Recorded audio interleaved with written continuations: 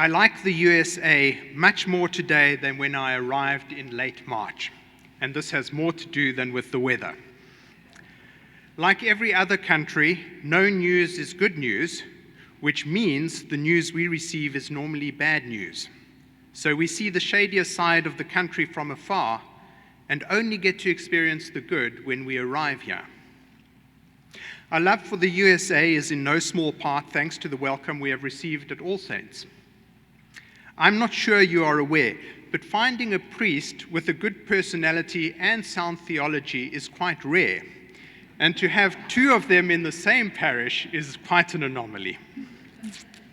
I've learned a lot from both Father Jason and Father Kevin, and felt encouraged in my vocational calling. You, the congregation, have also made Marion and I feel very welcome and loved. Another factor worth appreciating is the workplace experience. Marion has thoroughly enjoyed the opportunity to work and learn here in the States, frequently mentioning the positive energy in her unit. This is by no means an anomaly, with 34% of Americans reporting that they are engaged in their work. Although this is quite a low number, when you consider that the worldwide average is 13% of all employees reporting engagement, you quickly realize that matters look better here than elsewhere, especially when you consider that you spend most of your waking hours at work. I won't go into full biographical detail, but these employee engagement figures are one of the main reasons I started studying organizational psychology. And during that time, the desire to study biblical studies and theology most fully manifested itself, which in a rather roundabout manner brings us to the passages we have today. Most sermons I have heard on the Exodus passage focuses on God changing his mind, which is not a minor consideration in itself. But grouped with the other readings, the gist of the reading is how Moses intercedes for his Israelite brothers and sisters. You see, in South Africa, the media, once again, portrays the church in America in a very particular way. What we hear, essentially, is that the church is the Republican Party at prayer. It's not a comment on the Republican Party, it's the media. We hear about pastors surrounding the president in prayer and defending his decisions from criticism, no matter how immoral they may be. In my mind, these pastors have constructed a golden calf out of President Trump and are slaughtering their love of God and neighbor at the altar of self-interest and hypocrisy. And it makes God angry.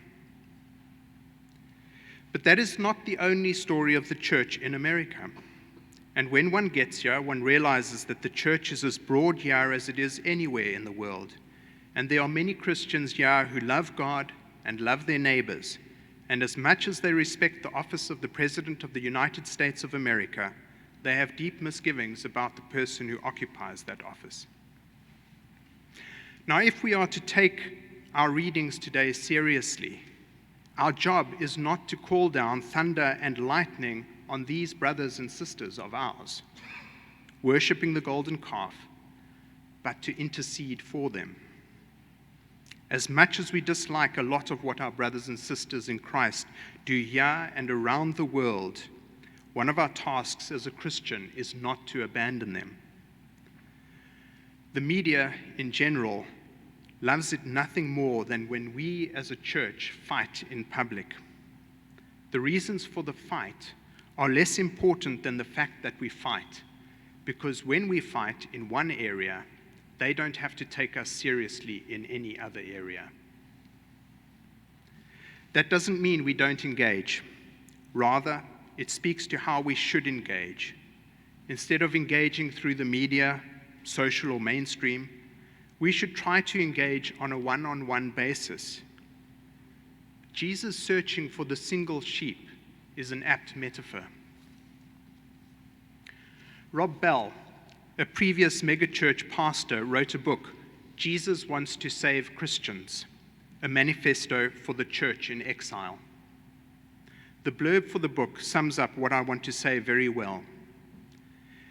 There is a church not too far from us that recently added a $25 million addition to their building. Our local newspaper ran a front-page story not too long ago about a study revealing that 1 in 5 people in our city lives in poverty. This is a book about those two numbers. Jesus Wants to Save Christians is a book about faith and fear, wealth and war, poverty, power, safety, terror, Bibles, bombs, and homeland insecurity. It is about empty empires and the truth that everybody's a priest. It's about oppression, occupation, and what happens when Christians support, animate, and participate in the very things that Jesus came to set us free from. It's about what it means to be a part of the Church of Jesus in a world where some people fly planes into buildings while others pick up groceries in Hummers. I don't know if you heard it. Just like last week, Father Kevin said it, and yeah, you hear it again from Rob Bell. Everyone's a priest. Did you know that if every Christian in the world discipled just one other person in 2 generations, the whole world would be Christian? Please hear this again. Jesus Wants to Save Christians is a book about faith and fear, wealth and war, poverty, power, safety, terror, Bibles, bombs, and homeland insecurity. It's about empty empires and the truth that everybody's a priest. It's about oppression, occupation, and what happens when Christians support, animate, and participate in the very things Jesus came to set people free from. It's about what it means to be a part of the Church of Jesus in a world where some people fly planes into buildings while others pick up groceries in Hummers. Now hear what Shane Claiborne, author of The Irresistible Revolution, says. If we lose a generation of young people in the church, it won't be because we didn't entertain them. It will be because we didn't dare them to do something meaningful with the gospel in light of the world we live in. Something else Father Kevin spoke about last week was about how Americans are comfortable, too comfortable. In a sense, he stole my thunder, but not completely. Last Friday, I listened to Pink Floyd's famous album, The Wall, for the first time in a number of years. I'm not sure how many of you know Pink Floyd, but 2 of the United Kingdom's best exports are Pink Floyd and Anglicanism. The significance of Pink Floyd is easily demonstrated by the fact that when the Soviet Union collapsed and the Berlin Wall was demolished, it was the album The Wall that was performed to a live audience of over 350,000 people. Anyway, the song Comfortably Numb from that album ends off with these words. When I was a child, I caught a fleeting glimpse out of the corner of my eye. I turned to look, but it was gone. I cannot put my finger on it now. The child is grown, the dream is gone, and I have become comfortably numb. When I heard those words, my mind rested upon America and where she finds herself now. Do you remember in the 80s there was a term, yuppie? Young, upcoming professionals. Do you know what happened to yuppies? They became guavas, grown up and vaguely ambitious. You see, if you take a state like Ohio, it has a population of 11.5 million people over 45,000 square miles. Compare that to the whole of South Africa, 55 million people spread over 470,000 miles. Yet the economy of Ohio is $552 billion compared to only $350 billion in South Africa. And when you consider that Ohio's economy is only 3.38% of the entire USA's economy, you realize I'm not here trying to teach you lessons about how to be America. South Africa is messed up. We are the most unequal society on earth. We have the third highest murder rate in the world, and we sit with 30% of our population unemployed. And many who are employed go to bed hungry because they live under the UN poverty line. I can't teach you much as a South African, but I can engage you as a Christian. As a Christian brother to my brothers and sisters in the USA, there is a lot of work to be done here and in the world, and we need to engage in it together, liberal and conservative, Democrat and Republican, not fighting against each other, but working with each other.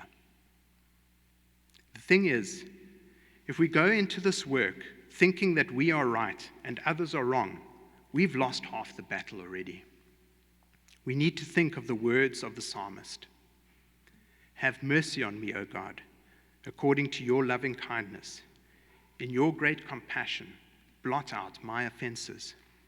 Wash me through and through from my wickedness, and cleanse me from my sin. For I know my transgressions, and my sin is ever before me. Against you only have I sinned, and done what is evil in your sight. And so you are justified when you speak, and upright in your judgment. Indeed, I have been wicked from my birth, a sinner from my mother's womb. For behold, you look for truth deep within me, and will make me understand wisdom secretly. Purge me from my sin, and I shall be pure. Wash me, and I shall be clean indeed. Make me hear of joy and gladness, that the body you have broken may rejoice. Hide your face from my sins, and blot out all my iniquities. Create in me a clean heart, O God, and renew a right spirit within me.